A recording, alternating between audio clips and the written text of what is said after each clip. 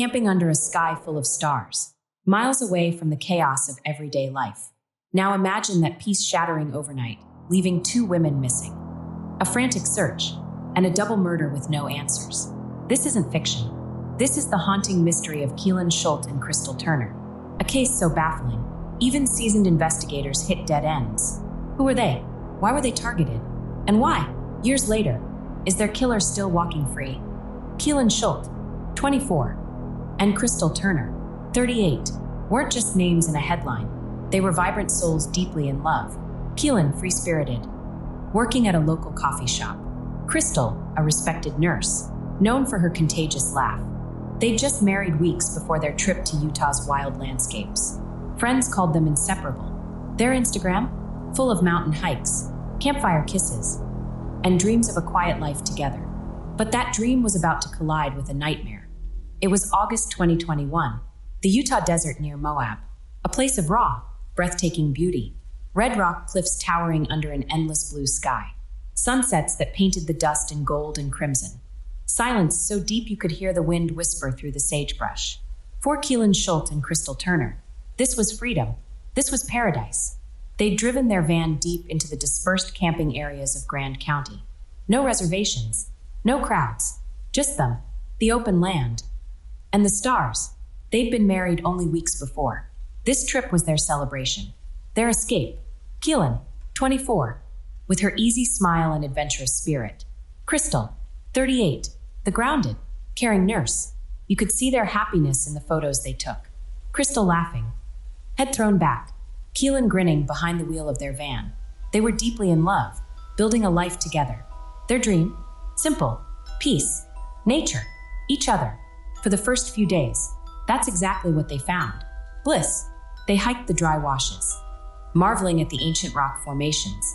They cooked simple meals over a campfire, the smoke curling into the twilight.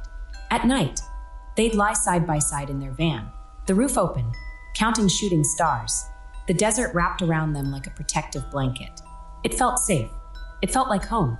They talked about the future, maybe finding land someday, building something small, quiet, just theirs. Then, the shift, subtle at first, a feeling, that prickle on the back of your neck when you know you're not quite alone. They noticed a man, a stranger, camping not far from them. Nothing unusual about that in the dispersed areas. People come and go. But this man, he acted differently, erratically.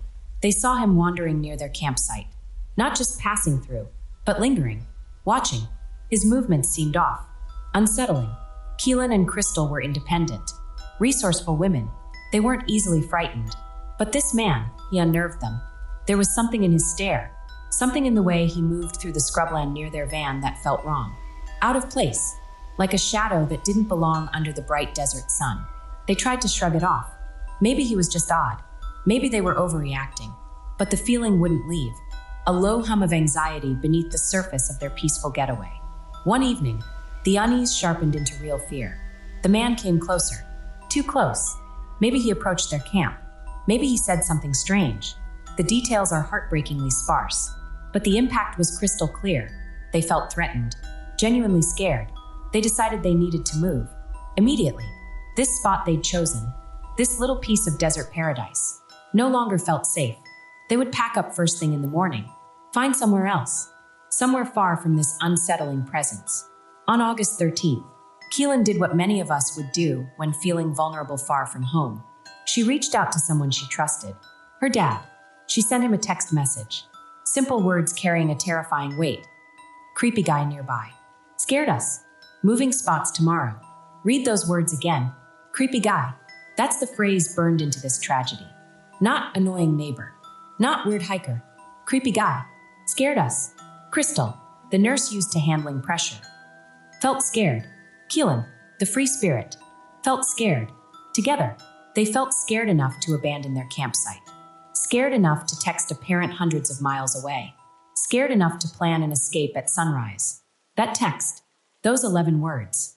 It's the last known communication anyone ever had with Keelan Schultz and Crystal Turner. Think about that. The last trace of their voices, their thoughts, their fears, captured in a message dashed off to a loved one. A desperate footnote to their vanishing peace. The next day, August 14th should have been moving day. They should have woken up with the dawn, packed their van with a sense of relief, and driven further into the desert, or maybe back towards Moab, away from the creepy guy, back towards safety, back towards their lives. Keelan worked at a popular coffee shop in town, Moonflower Community Cooperative. Crystal had shifts. They had responsibilities, friends waiting, but August 14th came and went. Silence. August 15th. Still nothing. Friends started to notice. Keelan and Crystal weren't just adventurous. They were reliable. Keelan loved her job at the coffee shop. She wouldn't just not show up. Crystal was a dedicated nurse. She wouldn't vanish without a word. They were responsible. They checked in, especially after expressing fear. Their sudden, complete radio silence wasn't just unusual.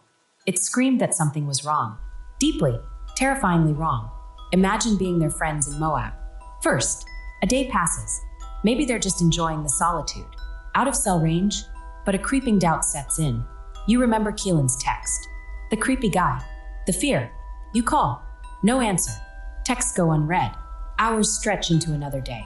That doubt hardens into cold dread. This isn't like them. Not at all. By August 16th or 17th, worry had turned into full-blown alarm. People were actively trying to find them. Calls to authorities. Questions asked. Where was their van last seen? Who was that creepy guy? The desert is vast, but people started looking. The paradise Keelan and Crystal had sought just days before had transformed, irrevocably, into a landscape of terror and unanswered questions. The blissful camping trip was over. The nightmare had begun, and somewhere, out there in the immense silence of the Red Rock Desert, two vibrant women were missing, vanished, leaving behind only a chilling text, a deep sense of dread, and the horrifying certainty that something unimaginable had shattered their world. The peace was gone, replaced by a void. Their friends knew. Crystal's son knew. Keelan's father, clutching his phone with her last message, knew. Keelan and Crystal never flaked. Something was horribly wrong. The desert near Moab is vast, unforgiving, a landscape of stunning beauty that can swallow you whole. When Keelan and Crystal didn't come back, when the calls went unanswered and the texts stayed unread, the dread that had been building among their friends turned into desperate action. They knew something terrible had happened. Search teams formed. Friends, locals, authorities, people who cared began combing the rugged terrain. They looked near known campsites, along dirt roads, scanning the scrub and the red rock canyons. Every shout, every call of their names, echoed back unanswered. The silence of the desert felt heavier, more ominous. Days passed. August 18th. Hope, already thin, began to fray. The sun beat down. The scale of the search area was overwhelming. Where do you even begin in such emptiness?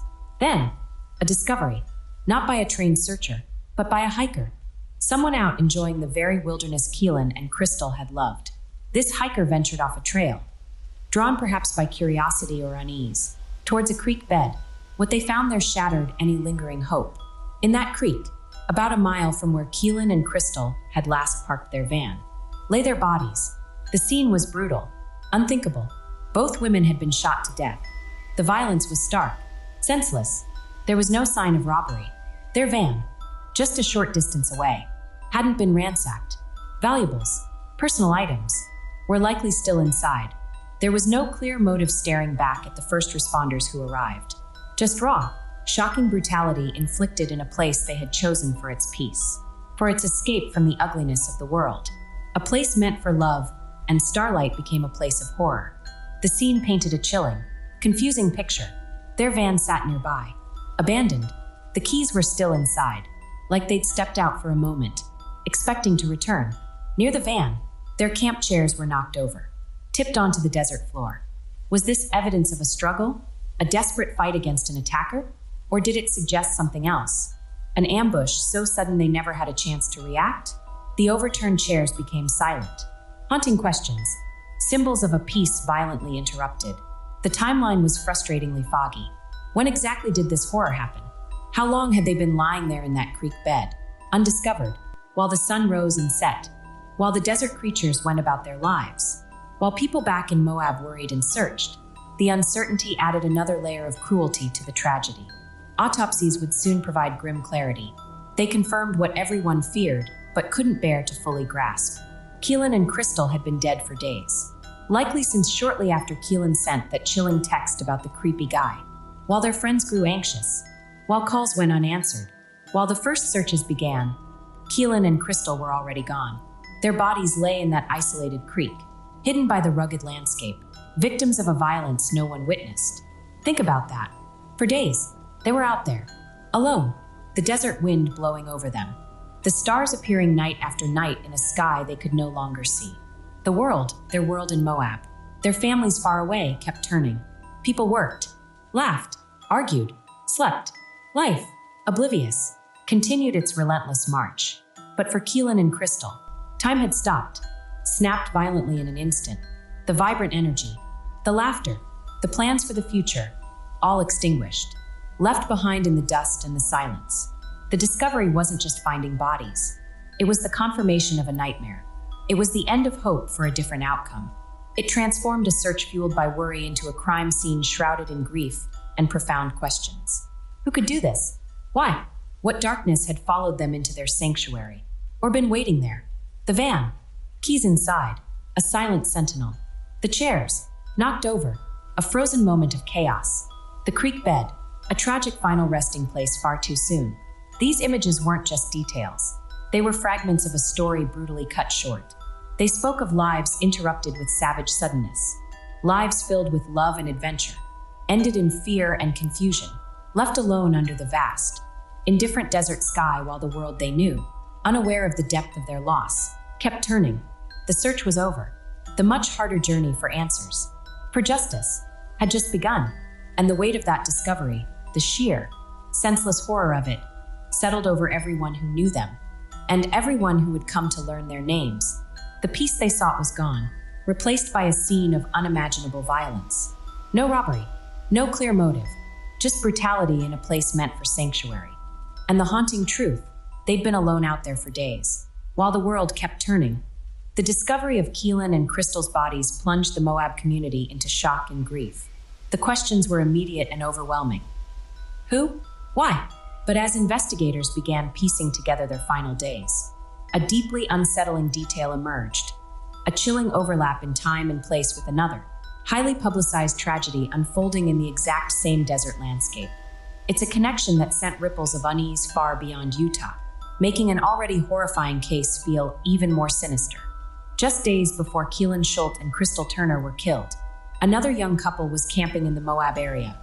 22-year-old Gabby Petito and her fiancé, 23-year-old Brian Laundrie. Gabby and Brian were on a cross-country van life journey, documenting their adventures on social media. Their presence in Moab wasn't just a footnote. It became a crucial, eerie point of intersection. The connection starts to feel uncanny. We know Keelan worked at the Moonflower Community Cooperative, a popular coffee shop in downtown Moab. On August 12th, Gabby Petito visited that very same coffee shop. In fact, police body cam footage exists, footage recorded later that same day during a separate incident involving Gabby and Brian. And if you look closely, you can briefly see Keelan Schultz working behind the counter in the background. Two young women, living parallel nomadic dreams, paths crossing unknowingly in a small desert town coffee shop. Days later, one would be missing, the other dead. Then comes the bombshell. On August 12th, the same day Gabby was at the coffee shop, a 911 call was placed. A witness reported seeing a man slapping and hitting a woman near the entrance to Arches National Park. The location described? The La Salle Mountain Loop Road. The specific area mentioned? Near where Keelan Schultz and Crystal Turner were camping. The couple involved, according to the caller's description and subsequent police investigation, was Gabby Petito and Brian Laundrie. Think about that timeline. On or around August 12th, Gabby Petito visits Moonflower, where Keelan Schultz is working. A violent domestic dispute involving Gabby and Brian is reported via 911 near Keelan and Crystal's campsite. Keelan and Crystal are camping in that area, becoming increasingly alarmed by a creepy guy near their camp. Days later, around August 13th or 14th, Keelan and Crystal are murdered at their campsite. Shortly after that, Gabby Petito vanishes. Her last known contact was a text to her mother on August 27th or 30th. The date is debated, potentially sent by someone else. Her body was discovered in Wyoming on September 19th. Brian Laundrie, the sole person of interest, fled and was later found dead by suicide in Florida. So, the questions hit hard, sending literal chills down the spine. Coincidence? Was it just horrific? Random bad luck that two couples experiencing turmoil and violence were in the same remote area at almost the same time? Or a thread? Could the chaos surrounding Gabby and Brian somehow be connected to what happened to Keelan and Crystal? Did their paths cross more directly than we know? Did the violence witnessed near the campsite escalate or spill over? The potential link became impossible for investigators to ignore. Police in Moab confirmed they questioned Brian Laundrie specifically about the murders of Keelan and Crystal. They had to. The proximity was too glaring. He was in the area. There was documented volatility. He was the last person known to be with Gabby. But here's the crushing weight of this connection. It led nowhere concrete. Brian Laundrie vanished into the Florida wilderness. When his body was finally found weeks later, it was too late. He died by suicide, taking whatever knowledge he had about Gabby, and potentially about Keelan and Crystal, with him. The FBI later revealed a detail that fueled speculation but offered no closure. While examining evidence in Gabby's case, they found photos on Brian Laundrie's phone. Among them were pictures of Keelan and Crystal's distinctive white van, parked at their campsite near Moab. Pictures of their van, on his phone, taken during the time he and Gabby were in Moab, overlapping with Keelan and Crystal's stay. What did that mean? Was he simply taking pictures of other vans for inspiration? Was he documenting the area? Or was it something more sinister? Was he scouting? Watching? Without Brian Laundrie to explain, the photos became just another haunting dead end. Intriguing, deeply unsettling, but ultimately, not proof of anything. Authorities were clear. They found no forensic evidence directly linking Brian Laundrie to the murders of Keelan Schultz and Crystal Turner. The timeline, while close, didn't definitively place him at their specific campsite at the exact time of their deaths. The photos of the van were circumstantial. With his death, the direct line of inquiry into him as a potential suspect dissolved. The official stance became that there was no proven connection. But case closed, not even close, for the families of Keelan and Crystal, for investigators, and for the public trying to make sense of two senseless tragedies. The shadow of that overlap lingers. It's a persistent, unsettling question mark hanging over both cases. The presence of Gabby and Brian in Moab, the 911 call near the campsite, the photos on Brian's phone, it all creates a narrative of eerie proximity. It feels like pieces of a puzzle that should fit together. But the critical piece, the truth about what happened on that lonely stretch of desert near Moab in mid-August, is missing. The potential link remains just that, potential, a sinister possibility lost in the silence left by Brian Laundrie's final act. It transformed a double murder into a mystery intertwined with another national nightmare, deepening the darkness and leaving everyone wondering if the answer to one tragedy might have died with the perpetrator of the other. The questions linger. Coincidence? Or a lost connection? With Brian Laundrie gone, the chilling possibility remains suspended, unresolved, adding another layer of torment to an already devastating crime. Case closed? Far from it. The murders of Keelan Schultz and Crystal Turner left a gaping wound in the Moab community and a maze of unanswered questions for investigators. With no clear motive, no robbery, and a crime scene offering more puzzles than clues, detectives had to cast a wide net. They chased down every lead, no matter how faint, desperate for a thread to pull. First, the obvious possibilities. Could it have been a drifter? Someone living rough in the vast desert? Unhinged and violent?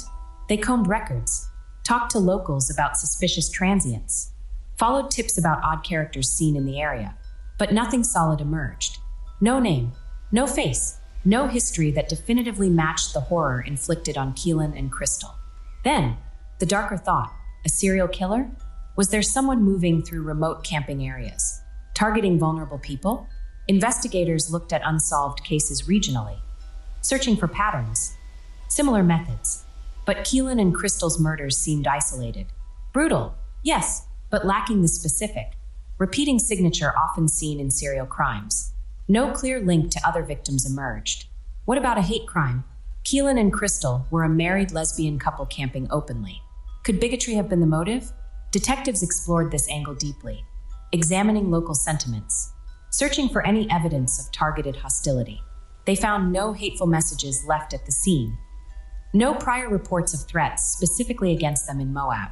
while the possibility couldn't be entirely ruled out. No evidence surfaced to confirm it as the driving force. Every theory detectives pursued seemed to hit a dead end. The pieces just wouldn't fit. And then there was the ghost in the investigation, the creepy guy. Keelan's text to her father was the most specific lead they had. A real person who scared them enough to plan to flee their campsite. Detectives pleaded with the public. Who was this man? Did anyone else see someone acting erratically near the La Salle Mountain Loop Road campsites around August 12th or 13th? Descriptions were vague, born from fear and a brief encounter. Flyers went up, sketches were discussed. But the creepy guy remained just that, a chilling phrase in a text message. A phantom who vanished into the desert air, leaving no tangible trace behind. Finding him felt like the key, but the lock remained stubbornly closed. The frustrating twists didn't stop there. The potential link to Brian Laundrie, fueled by the eerie proximity in time and place, and the discovery of photos of Keelan and Crystal's van on his phone, offered a jolt of grim possibility. It felt like a potential break. Could he be the creepy guy? Or had he seen something? The photos were undeniably real, taken during the brief window both couples were in Moab. But what did they mean? Without Brian Laundrie alive to explain, and crucially, without any hard evidence, no DNA linking him to the scene, no witnesses placing him at Keelan and Crystal's specific campsite at the time of the murders, no murder weapon connected to him, the potential link dissolved under scrutiny. It was a haunting coincidence, a disturbing detail, but not proof. The FBI and local investigators publicly stated they found no evidence connecting Laundrie to the crime. Another path blocked, with official leads drying up and the case growing colder. The void filled with noise. Conspiracies erupted online, a storm of speculation and dark theories. Armchair detectives dissected every scrap of information, often amplifying rumor into fact. Was Brian Laundrie directly involved? Some argued the van photos and proximity weren't coincidence, that he was capable of violence as seen with Gabby, and might have encountered Keelan and Crystal. But without evidence, it remained just a theory, fueled by his subsequent actions but unproven. Was it a copycat? Did someone else, inspired by the emerging chaos of the Petito case, or aware of the domestic dispute near the campsite, see an opportunity for violence in the distracted community? A terrifying thought, but purely speculative. Or was there someone else entirely? A local hiding in plain sight? A predator specifically stalking those remote, dispersed campsites? Knowing campers were often isolated and vulnerable? Someone the police had interviewed but dismissed? Someone who blended in perfectly? The theories swirled, contradicting each other, often based more on feeling than fact. They offered a seductive narrative, a way to make sense of the senseless, but they rarely provided verifiable leads. They were shadows dancing on the wall, distracting from the frustrating central truth. The evidence wasn't there. Years have passed. Tips still trickle in, investigated with weary hope. The case remains officially open, active. Investigators haven't given up. But the brutal reality is this: despite the exhaustive searches, the forensic analysis, the public pleas, and the mountain of speculation, the core questions remain painfully unanswered. Who pulled the trigger? Why target Keelan and Crystal? Where is the creepy guy? And what did he see? What was the real motive behind such a sudden, brutal act? The file is thick with reports and interviews, but it feels hollow where the truth should be. The desert kept its secrets. The killer, whoever they are, remains hidden. For Keelan and Crystal's families and friends, the lack of resolution is a constant, agonizing presence. For the public, it's a chilling reminder that evil can strike in beautiful places and simply vanish. The investigation hit dead end after dead end. The dark theories offer no light. The hard, cold truth is this: we have far more questions than answers. And the silence from the red rock canyons of Utah is deafening. Dead ends, dark theories, a killer unseen. The truth about that August night remains buried, leaving only anguish and the echo of a terrified text. Creepy guy nearby. Scared us. 3 years, 1,000 days and nights. For most of us, time moves on. Seasons change. News cycles spin to the next story. But for those who loved Keelan Schultz and Crystal Turner, time is frozen in the desert heat of August 2021. The calendar pages turn. But the ache, the anger, the desperate need for answers, it hasn't faded. It's a constant weight, a wound that refuses to heal because justice remains out there, somewhere, just out of reach. Their families stand at the forefront of this agonizing weight. Picture Crystal's son. He carries her memory close. Literally, every single day, he wears her necklace. A simple piece of jewelry, but it's a connection, a reminder of her warmth, her laugh, the mother stolen from him far too soon. It's a physical testament to the love that violence couldn't erase. Then there's Keelan's father. He keeps his phone nearby, always, pinned on his wall, or maybe saved forever on his screen, is her last text message. Those 11 words, creepy guy nearby, scared us, moving spots tomorrow. It's not just a message. It's the last living breath of his daughter's voice captured in text. A chilling plea for safety that turned into a horrifying epitaph. He reads it. He probably knows it by heart. It's a reminder of her fear. Yes, but also a burning reminder of the predator still walking free. He holds onto it like a lifeline, hoping someday it will lead to the truth. These aren't just symbols. They're acts of defiance. Defiance against forgetting. Defiance against the idea that Keelan and Crystal become just another cold case file gathering dust. Every time Crystal's son touches that necklace. Every time Keelan's dad looks at that text. They are shouting, silently but powerfully, "We remember. We demand justice." Officially, the authorities haven't given up. Police departments, the FBI, they insist the case is still active. They say they follow up on tips. They assure the families they haven't closed the book. But the brutal reality whispers behind the official statements. The tips have slowed to a trickle. The flood of public attention that followed the murders, amplified by the eerie connection to Gabby Petito's case, has receded. The desert sands seem to have swallowed not just the evidence, but the momentum. Leads grow cold faster than the Utah nights. Investigators face the grim wall every cold case hits. The passage of time fades memories. Physical evidence degrades. Witnesses move on or pass away. Yet, the spark of hope remains. It flickers in the desperate plea repeated by the families, by advocates, by anyone who cares about seeing this solved. Someone knows something. It might be a tiny detail buried deep, something seen, overheard, or felt in the vast emptiness near Moab in mid-August 2021. Maybe it felt insignificant at the time. Maybe fear kept someone silent. Maybe they didn't realize what they saw. Could it be someone who recognizes the face of the creepy guy Keelan described? Maybe a vague sketch jogs a memory. Maybe a description of erratic behavior near those campsites rings a bell. Was it a fellow camper who saw a stranger lurking? A gas station attendant who noticed someone agitated buying supplies? A local who recalls an unfamiliar, unsettling person hanging around town? That face, that behavior, it's the most concrete clue left. And it's out there, locked in someone's mind. Perhaps it's not a face, but a sound. The crack of gunshots echoing strangely off the canyon walls that night? An argument overheard from a distance? The roar of a vehicle speeding away on a lonely dirt road at an odd hour? Or maybe it's a detail about a vehicle seen parked where it shouldn't have been. A van, a truck, a car that looked out of place near the La Salle Mountain Loop Road campsites. A detail dismissed then. But now, knowing the horror that unfolded, it takes on terrifying significance. Until that crucial piece of information surfaces. Until someone finds the courage to speak up, to share that buried fragment of memory. Keelan and Crystal's story stands as a terrifying echo in the wilderness. It's a stark, chilling warning whispered on the desert wind. Evil doesn't always leave footprints. It can move through the most beautiful places, strike with savage suddenness, and vanish back into the shadows, seemingly without a trace. It can hide in broad daylight, masked by the anonymity of the open road or the vastness of the landscape. But this story also screams another truth, loud and clear. While the killer might have left no physical footprints, they left behind deep, ragged scars. They left families shattered. They left a community haunted. They left friends grappling with a void. They left a young man without his mother. They left a father clinging to a final, fearful text from his daughter. The footprints are invisible, but the impact is brutally real.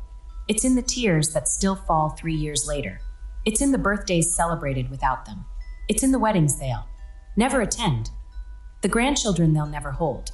It's in the constant, gnawing question, who? Why?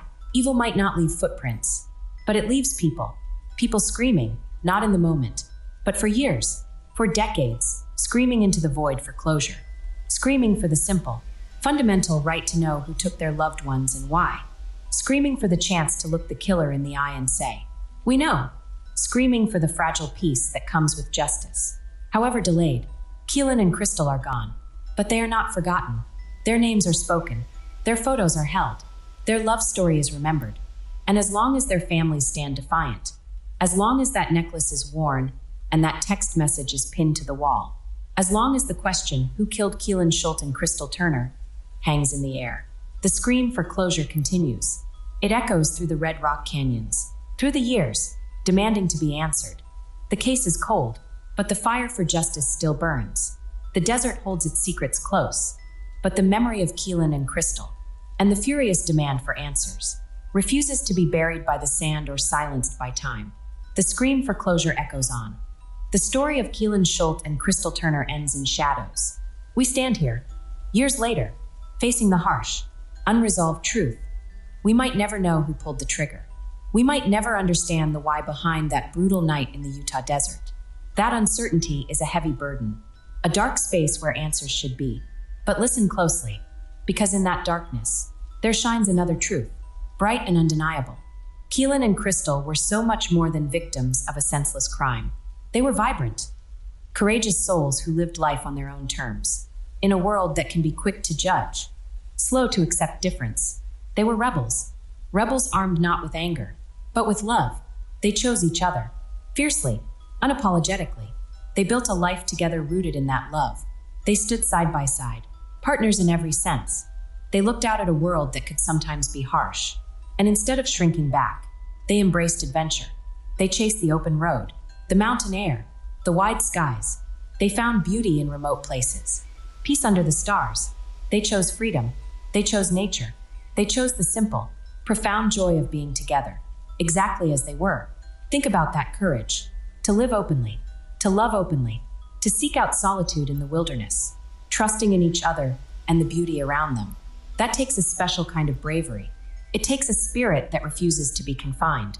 Keelan, with her infectious smile and free heart, brewing coffee and sharing warmth.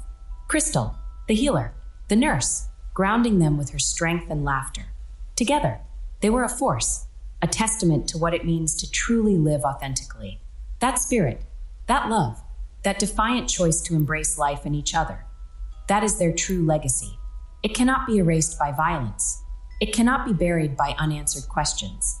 It lives on in the memories of those who knew them. It lives on in the hearts of everyone moved by their story, which is why we cannot let the silence win. The desert has its own silence, vast, ancient, awe-inspiring, but the silence surrounding their murders, that's a different kind of quiet. It's the silence of fear, of hesitation, of details forgotten or buried. It's the silence that protects a killer. And in this case, in the echoing expanse where they sought peace, this silence is the loudest, most terrible sound of all. So we break it. Here, now, if you know something, anything at all, about what happened to Keelan Schultz and Crystal Turner in August 2021 near Moab, Utah, speak up. It doesn't matter how small the detail seems. It doesn't matter if you think someone else already knows. It doesn't matter if it feels insignificant now, or if fear held you back before. That one tiny piece of information, that flicker of memory, it could be the key that unlocks this agonizing mystery for their families, the key that finally delivers justice for Keelan and Crystal. Maybe you saw something unusual near the La Salle Mountain Loop Road campsites around August 12th or 13th. A face that matches the description of the creepy guy Keelan mentioned. A vehicle that seemed out of place. Someone acting strangely, erratically. Maybe you overheard a conversation. A boast, a strange remark made in passing. Maybe weeks or months later, that suddenly clicks into place. Maybe you have a feeling, a suspicion, about someone. Trust that instinct. Contact the Grand County Sheriff's Office in Utah. Call the FBI tip line. Reach out to a trusted organization dedicated to solving cold cases. Do it anonymously if you need to. Just do it. Share what you know. Let your voice cut through the silence that has hung over this case for too long. Honoring Keelan and Crystal isn't just about remembering their tragic end. It's about remembering how they lived. It's about celebrating their courage, their love, their adventurous spirits. And one of the most powerful ways to honor them is to actively keep their story alive. Share it. Talk about them. Say their names, Keelan Schultz, Crystal Turner. Remember the love they shared, the lives they built, the joy they found in the wild places. By keeping their story in the light, We refuse to let the darkness that took them win. We demand that their lives mattered more than their deaths. We become a chorus against the silence. We ensure that the world doesn't forget these two bright souls who dared to live and love freely. The desert holds vast silences, but the legacy of Keelan Schultz and Crystal Turner is a sound that resonates far louder. It's the sound of fierce love echoing through canyons. It's the sound of courage inspiring others to live authentically.